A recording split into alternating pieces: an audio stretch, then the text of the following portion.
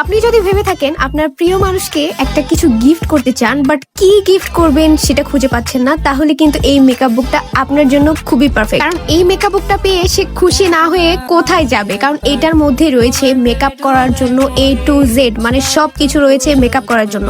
তো চলেন দেখে নিই এটার মধ্যে কি কি থাকছে। প্রথমেই থাকছে 24টা কালার আই শ্যাডো অ্যান্ড কালারগুলো অস্বাভাবিক লেভেলের সুন্দর, স্বাভাবিক না কিন্তু অস্বাভাবিক লেভেলের সুন্দর।